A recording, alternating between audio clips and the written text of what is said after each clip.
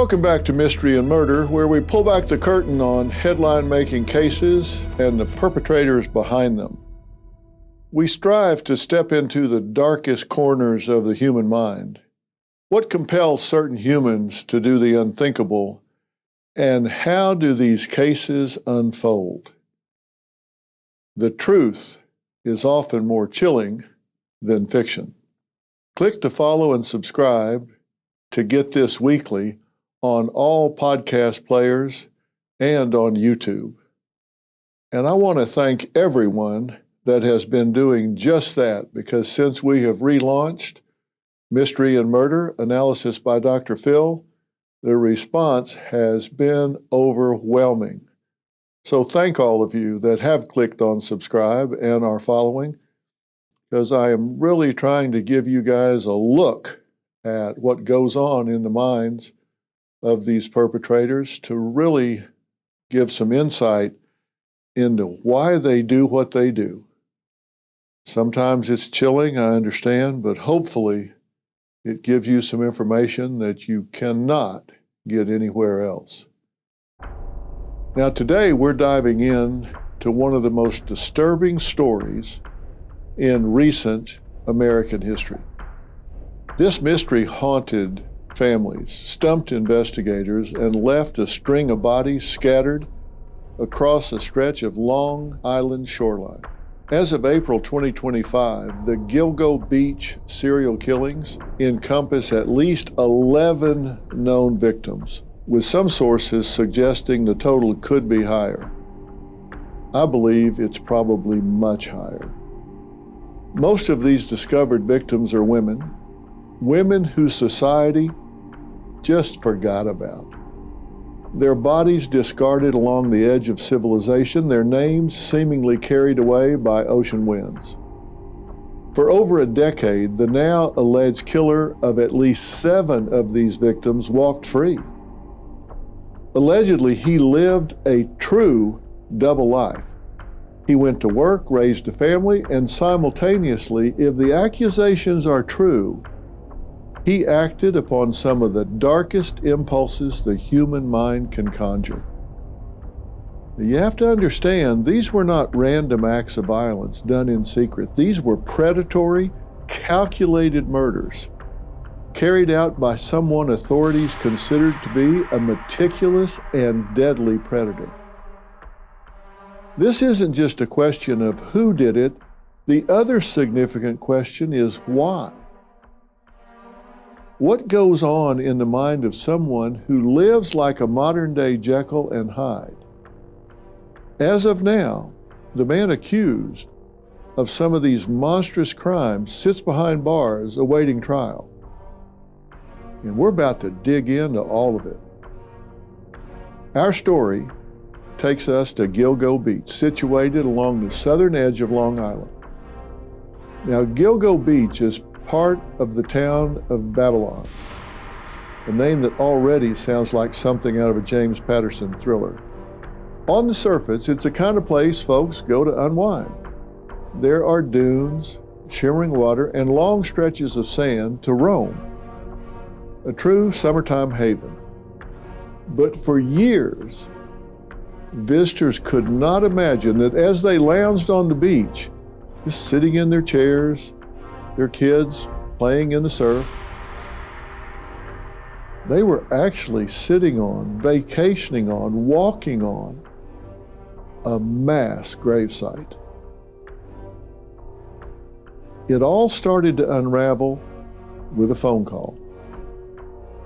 On the night of May 1st, 2010, 23-year-old Shannan Gilbert, an escort working on Oak Beach, Long Island, dialed 911. During that call, she told the dispatcher that she thought someone was trying to kill her. Moments later, witnesses saw her running through the neighborhood, banging on doors, desperate for help, only to quickly disappear into the darkness, gone without a trace. Not one, but 3 separate calls were made to 911 regarding Shannan Gilbert that night, back in May of 2010. I want you to listen to an excerpt of Shannon's call. I say excerpt because she was on with 911 for over 20 minutes. Hello? Hello? Hello, you dialed into the 911 system. How can I assist you? Hello? Yeah. Do you need the police? Yeah. Where? Where? Who's there with you? What's going on? Somebody asked me. What? Somebody asked me. Somebody is harassing you? After me. Who? Can you trace where I am? Let me talk to him. Can you trace where I am? Let me talk to him. I'm by the Jones Beach. You're at Jones Beach? By the Jones Beach. All right, let me connect you to state police. Stay on the line. Why? You got to talk louder to them. Why? Why? State Police, Trooper Fry. State Police. Yeah, there's somebody after me. I'm sorry? There's somebody after me. Where are you? There's somebody after me. Okay, where are you? There's somebody after me. Where are you, ma'am? I don't know. You're driving right now? No, I'm inside the house. I'm sorry? I'm inside the house. What house? I don't know. Can you trace where I am? I'm sorry? Can you trace where I am? No, I can't. What's your callback number you're calling from? Huh? What phone number are you calling from? Somebody's after me. Please. Are you in Suffolk County or Nassau County? I'm in Long Island. Where on Long Island are you? No, stop, no. Where in Long Island are you? In Suffolk County? Nassau County? Huh?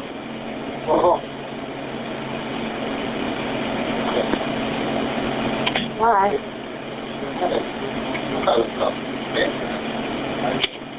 Why you call me by my name? Why? County, you on the line? Stop. Please. Stop it, please. Please stop. Please. Can you shut the door? No, time to go. Please. Please. Please. Go that way, please. Go, come on. Come on, let's go. Come on, roll that side. Come on, go outside. Oh. Why? Why? County, are you on the line? Hurry up, I want to show you something. Why? I want to show you this. Please stop walking. Please. Why? Why are you guys doing this to me? What? Doing this. What county are you in, ma'am? Doing this. Hang up. Why are you calling me by my name? Please give me here. No, please. Give me here. No. Please. No, stop it, please. Stop it, please. Please, stop it. No. Please, stop it. No, please. Stop it. I think it's Suffolk County on the left side for the person. Suffolk County Manhattan. Why are you gonna... 631. She needs help. You're like, I'm going to find my own way home. It's somebody in the house with the female. And the female was the initial caller. Why? I don't know. Why are you doing that? Hello? Please. Hello? Please. What's the matter? What happened? Hello? You were part of this all along. Oh, I have met him just now. I called you after. I called his number. Mike,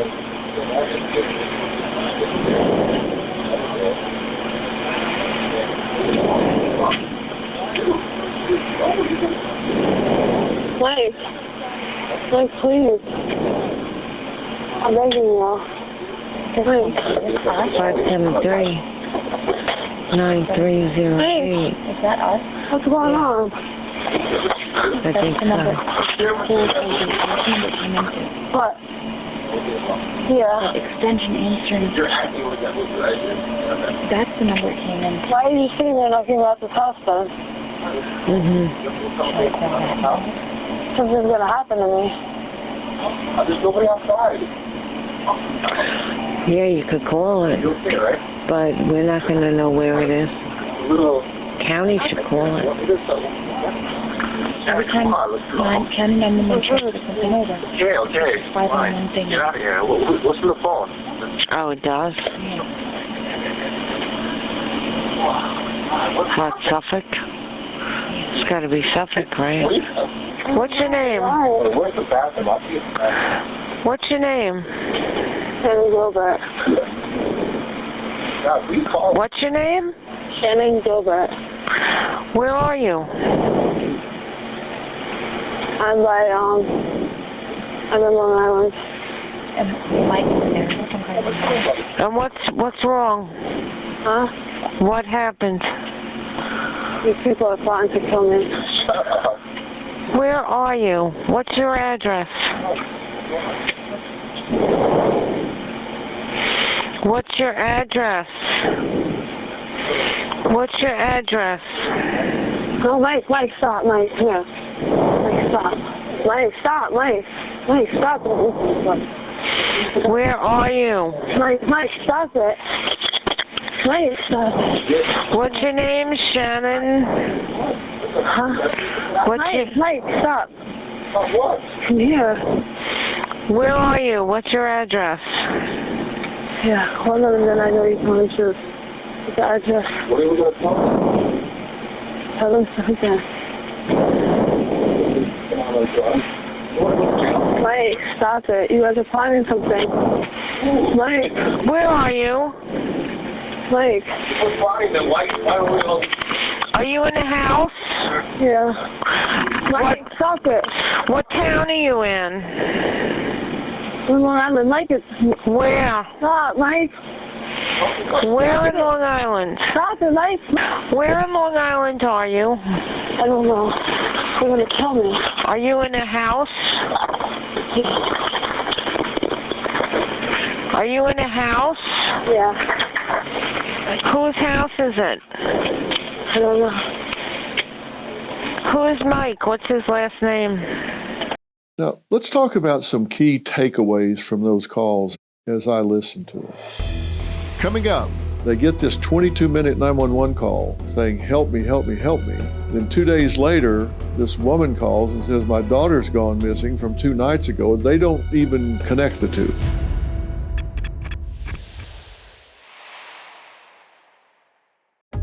You've heard me say it before.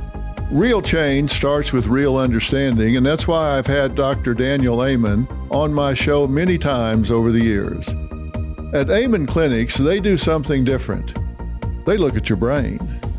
With nearly 300,000 brain scans from patients in over 155 countries, they take the guesswork out of mental health care. Anxiety, depression, trauma, memory issues. If you're struggling, it's time for answers.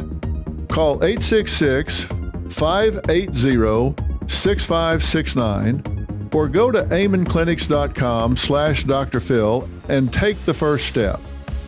Call 866-580-6569 or go to amenclinics.com/Dr. Phil.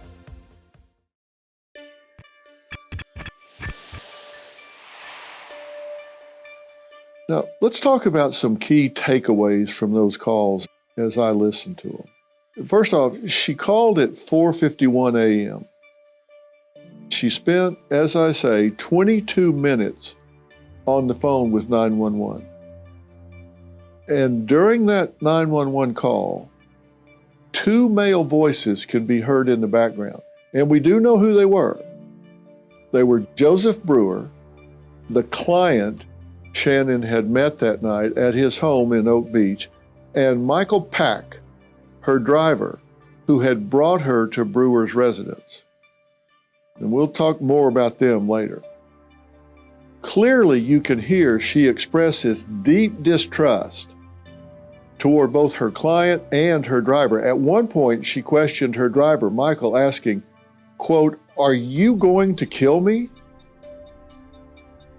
To which he responded, and I quote, "No, it's me, Mike," clearly attempting to reassure her.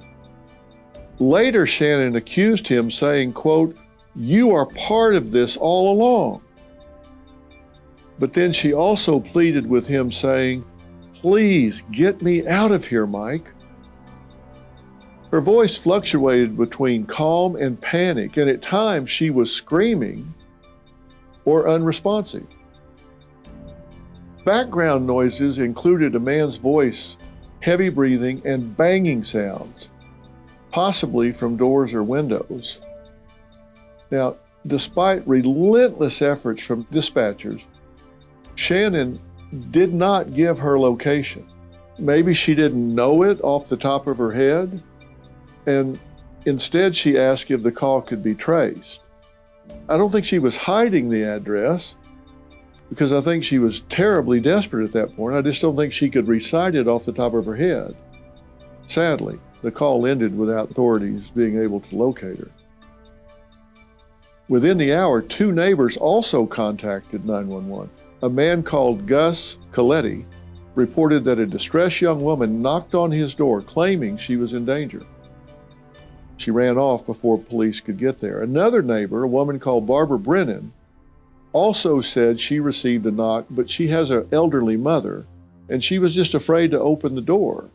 So she didn't. She called 911. She wasn't being unresponsive. She was just being careful. She said that a woman was banging on her door, Shannon, claiming to be in danger. So Shannan Gilbert vanishes that spring night, just disappears. Her mother, Mary Gilbert, soon knew something was wrong when Shannon failed to return home or even call, make any kind of contact. On May 3rd, 2010, 2 days after Shannon had last been seen or heard from, Mary, sick with worry, filed a missing persons report with the Suffolk County Police Department. Now, look, the police initially downplayed Shannan Gilbert's disappearance, speculating that she may have left voluntarily or was simply having a, quote, rough night, possibly due to the fact that she was an escort, and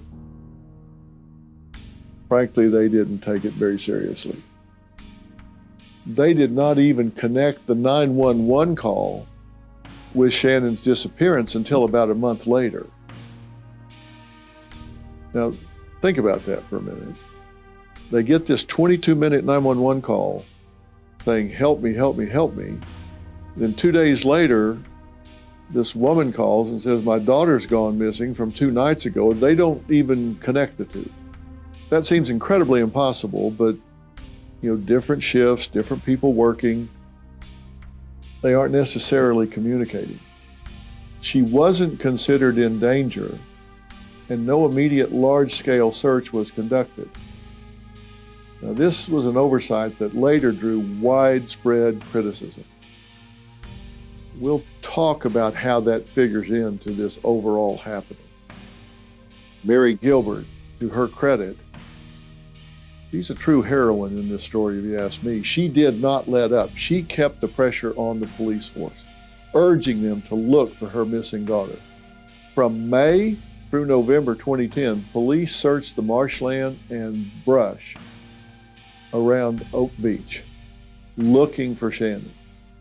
They eventually got in gear and they looked, but they found nothing.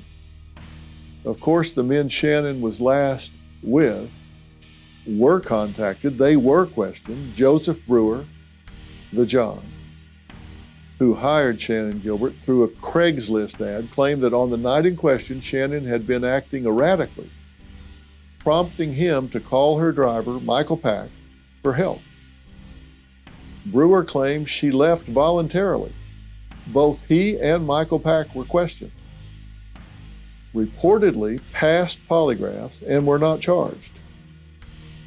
Though they were among the last to see Shannon alive, neither was formally implicated nor charged in her disappearance. Coming up, for months the case seemed hopeless. But then winter came, and the investigation took a shocking turn no one saw coming.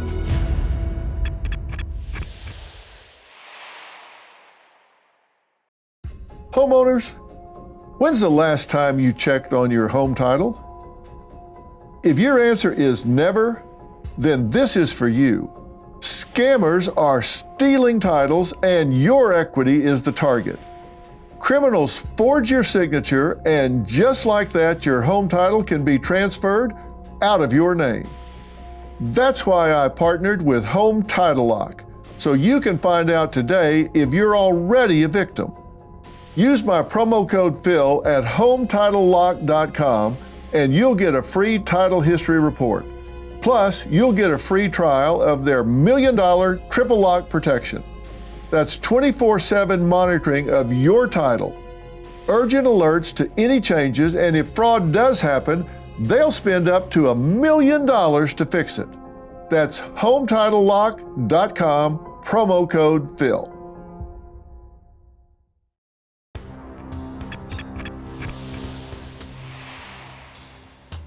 For months, the case seemed hopeless. But then winter came, and the investigation took a shocking turn no one saw coming. December 11th, 2010, Officer John Malia and his cadaver dog Blue were out along Ocean Parkway on another search for Shannan Gilbert.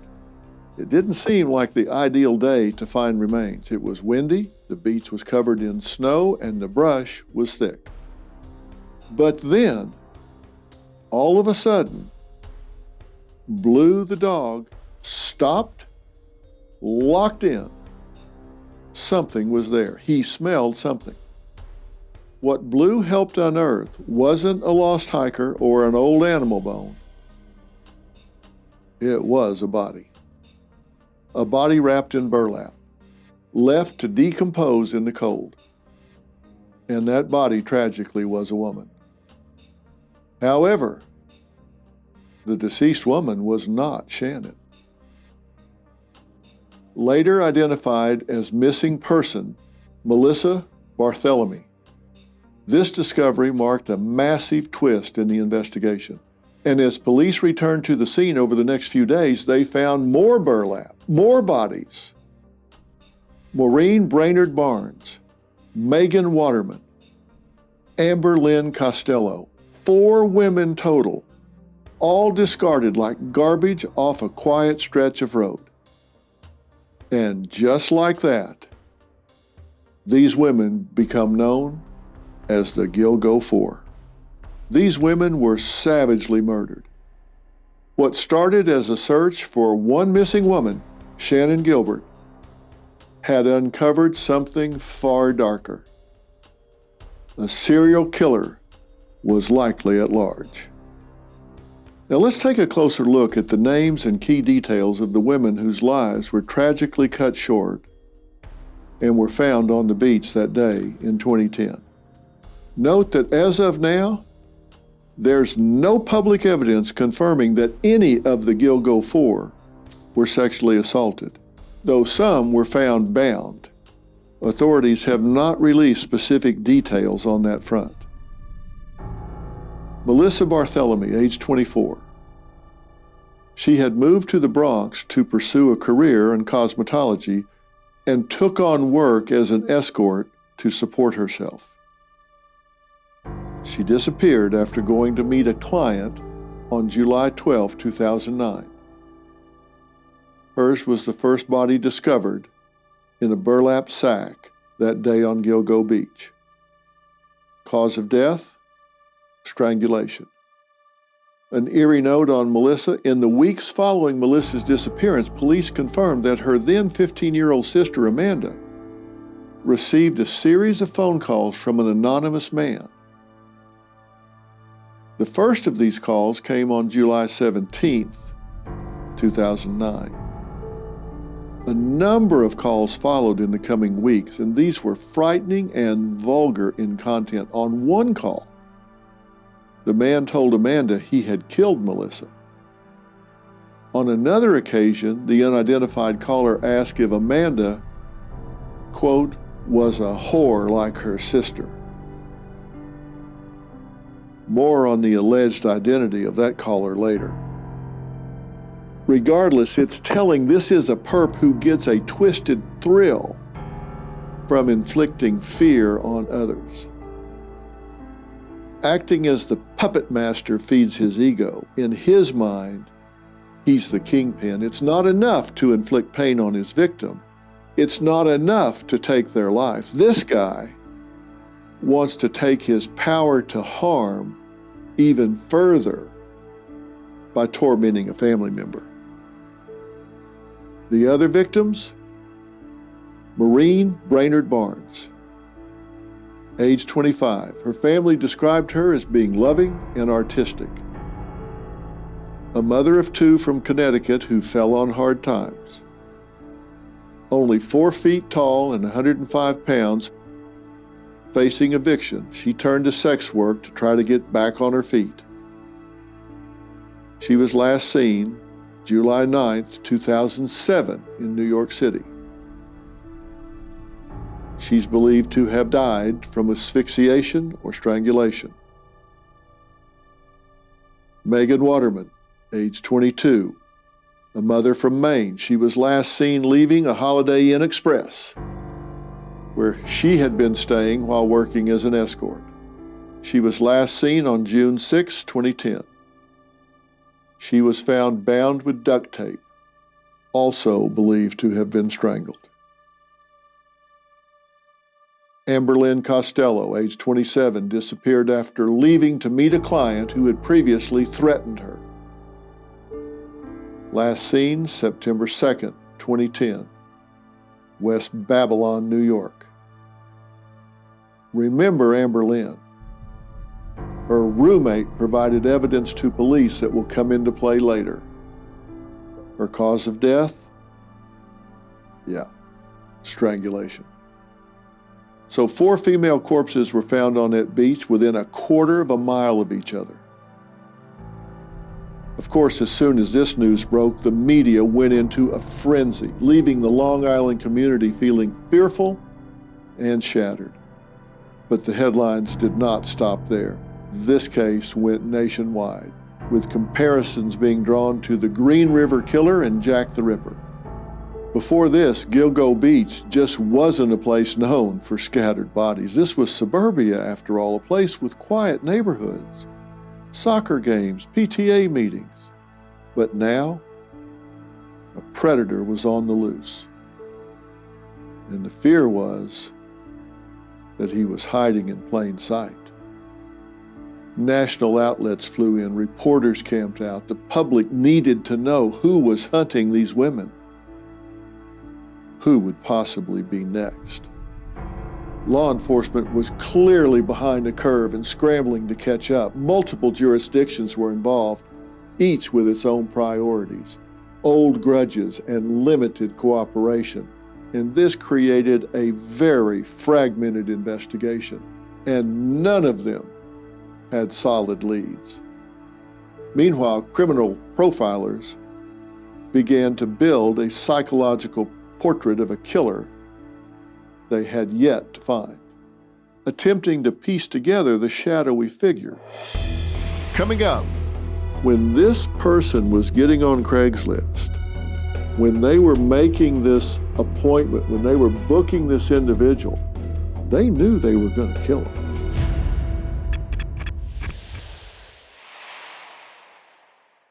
I've seen it all, from folks stuck in toxic relationships to people whose houses look like a tornado went through a craft store. But there's one problem I see plaguing America, and it ain't on the couch. It is the couch. Hideline offers customizable leather options so you can pick the color that fits your style. They've got specialized hybrid foam and pocketed coil cushion systems to help you sit comfortably for hours. For a limited time, you can get 10% off store-wide and free shipping with code Dr. Phil 10 at hideline.com.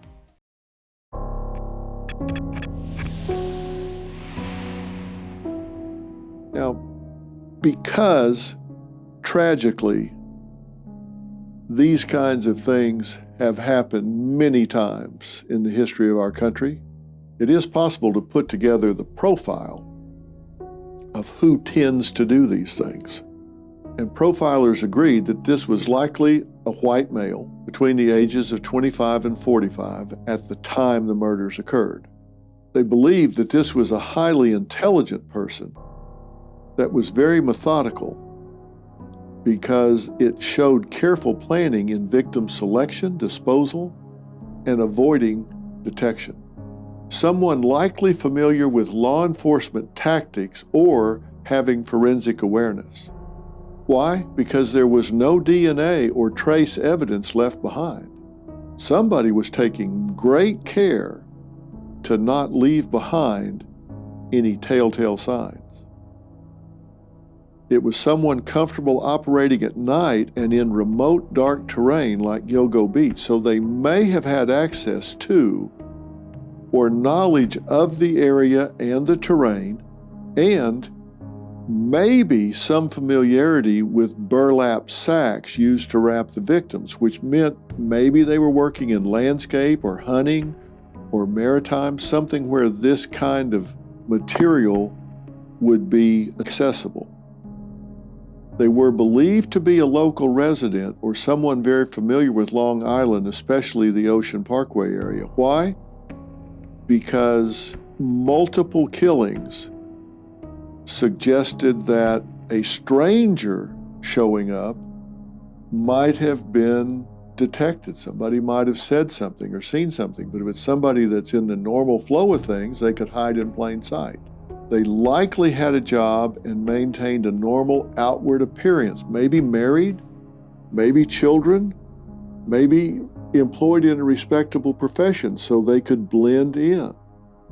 This type of individual possibly displays control issues, narcissism, antisocial traits consistent with psychopathy, thought to have a history of soliciting sex workers, or at least knowing the mechanism or the patterns to do so, where to call, what to do, how to connect. It might be somebody with a pattern of escalating violence or deviant sexual preferences, and someone that may have kept souvenirs or mementos from their victims.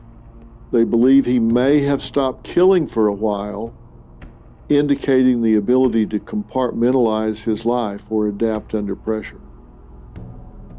So take all that in as a whole, and you're dealing with somebody that's believed to be smart and methodical and psychopathic in that they don't show remorse and can be very charming. The most devious killers are often the ones who can smile in your face by day, being charming and engaging, or utterly forgettable. Little do you know they're sharpening the knife they'll stick in your back by night. And that's exactly what made this case so chilling. Police weren't just tracking a killer, they were hunting a man who knew how to blend in. And yet, when it came to his murderous methodology, he definitely had a distinct pattern. Now, was that pattern unique? Maybe not so much. We're not talking about someone that lost control in moments of rage. We're talking about someone who was very controlled. They enjoyed it. They thrived on having power. He plotted, he planned, he selected women online. to meet like he was flipping pages in a catalog. And think about this. You really have to be willing to travel along the continuum of human behavior to really appreciate what you're dealing with here. And while I know this isn't something you want to think about, if you're going to really understand who you're dealing with, you have to do that. Think about this. When this person was getting on Craigslist, when they were making this appointment, when they were booking this individual, they knew they were going to kill him. If they were texting with him or talking to them on the phone, and they were being charming or pleasant or businesslike, they knew they were talking to someone they were going to torture and kill. And they were able to do it like ordering lunch. That's a special kind of evil. And the fact that this perp allegedly avoided detection for years suggests someone with an advanced understanding of how investigators work. That part's not common. That's not lucky. That's skillful. He went after the same type victim. These were young women, petite in frame, and working in the sex industry. They were advertising online through sites like Craigslist, which meant their clients were anonymous and untraceable. And let's face it, the truth is sex workers are among the most vulnerable people in our society. According to a study published in the Journal of Forensic Sciences using the data from the National Violent Death Reporting System, the study found that 94% of female victims were sex workers. 94%. And over half of their suspected killers were clients. It is a dangerous, dangerous profession. And these crimes can go unreported or barely investigated because these women are often stigmatized, criminalized, and just too often ignored. The women in this particular case all disappeared under similar circumstances. And their remains were found wrapped in burlap on the same remote stretch of beach. Their cases didn't make the front page when they went missing. Had you heard of any of them? Were these in the headlines? These didn't make national news. These were just hookers that went missing. That's what people would say. Probably police officers, investigators, just some prostitute went missing. Some were missing for years before they were on the public's radar. People didn't regard them as, wait a minute, this is someone's daughter. This is a human being. Their families had to beg law enforcement to even open a missing persons file. There was no task force. There was no urgency. That is, not until the bodies started piling up. And the killer, he counted on that. He targeted women he believed wouldn't be missed because he knew the system would look right through them, turn a blind eye. Bottom of the priority list, if it even made the list. In many ways, these women were victims of two predators. The man who allegedly killed them and a society that stalled on seeking justice in their names. After the Gilgo Four were discovered in December 2010, police ramped up their search along Ocean Parkway, and they continued to make disturbing discoveries. In early 2011, additional human remains were found, several bodies left in a partial or skeletal state, further suggesting they had been there years earlier. We're talking about sick and twisted. Jessica Taylor, 20-year-old escort from New York, body parts found years apart and miles apart. Her torso found in Manorville, Long Island, July 2003. Skull and limbs years later in March 2011, Gilgo Beach. Valerie Mack, formerly known as Jane Doe No. 6, a 24-year-old woman from New Jersey, last seen late spring, early summer 2000. Her partial remains found in the year 2000. Torso also found in Manorville. and again her skull and other remains in April 2011 near Gilgo. So note similar dismemberment and disposal as Jessica Taylor. Peaches, an unidentified woman nicknamed Peaches because of a peach tattoo on her torso. Remains found all the way back in 1997. Her torso was found in Hampstead Lake State Park. Her skull was found in April 2011 near Gilgo, believed to be the mother of the toddler found nearby.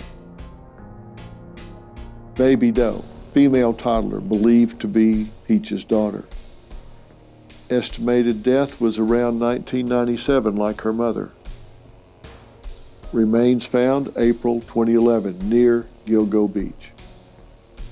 Then there was Fire Island Jane Doe, aka Jane Doe number 7, would later be identified as Karen Vergata, a 34-year-old woman from Manhattan who vanished around Valentine's Day in 1996. At that time, she was believed to be working as an escort, living in the heart of Hell's Kitchen. In April of '96, her legs and feet were found on Fire Island, leading her to be known as Fire Island Jane Doe. In April of '11, her skull was discovered near Gilgo Beach, close to Gilgo Beach. DNA testing later confirmed that both sets of remains belonged to the same individual. Then there was an Asian male, unidentified. The victim, known as Asian Doe, was a young biological male believed to be of Southeast Asian descent and estimated to be between 17 and 23 years old. His partial remains were discovered near Gilgo Beach, April 2011. He was found wearing women's clothing, including some designer items, leading investigators to believe he may have identified as female or presented in a feminine manner. Authorities suspect that he was a sex worker who died from blunt force trauma and that the killing likely occurred prior to '06. The bodies may have continued to surface along Gilgo Beach, but the investigation did not surge forward. In fact, it seemed stalled. Behind the scenes with authorities, chaos. Just pure chaos, turf wars, finger pointing, and a glaring refusal to collaborate. At the center of the drama, Suffolk County Police Chief James Burke, who notoriously shut out the FBI for years. A move some allege was done in an effort to hide the metaphorical skeletons in his closet. That suspicion was later vindicated when Burke was sentenced to federal prison himself for violently assaulting a suspect and orchestrating a brazen cover-up. For far too long, corruption seemed to poison any chance of justice.